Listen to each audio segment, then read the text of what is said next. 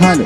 जी हाँ, तो हमारे हम लोग से अनुरोध है कि हमारे देवघर प्रांगण के बीच स्पेशल कंवरिया एवं बिहार के स्टार गायक सुनील सिंह सवरिया पधार रहे हैं। कृपया उनको रास्ता देते हुए आगे की ओर बढ़ा जाए, हम लोग से निवेदन एवं विनती है। छोरा 4 साल के नौकरी जमान रजऊ,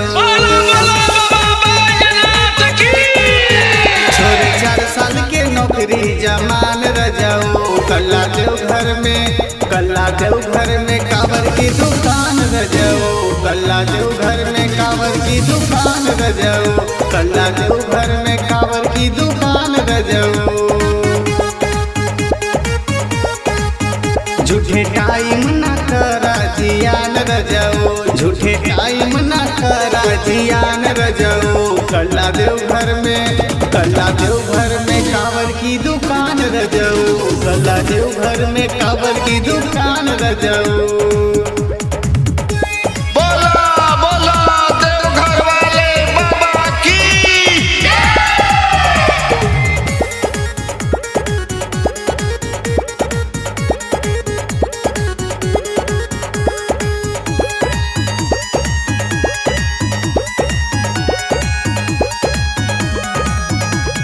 चार साल की नौकरी से जिंदगी न चली, देवघर में भारी बिजनेस पिया चली। का बुझला? 4 साल की नौकरी से जिंदगी न चली, देवघर में भारी बिजनेस पिया चली, बिजनेस पिया चली। भोला बाबा में रखिया ध्यान रजऊ,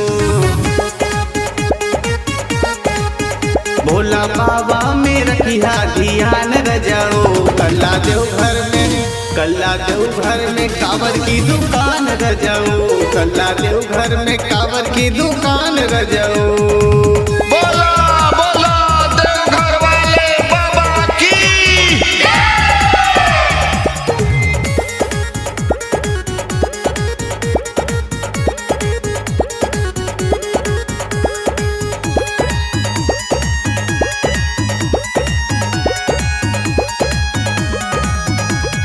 भोला जी की रोजे दर्शन तू पैबा, राइटर पवन पिया धन होई जयबा। का बुझला?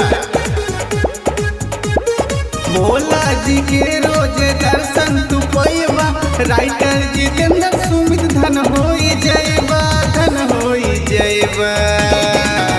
करता रे सुनील यही काम रजऊ,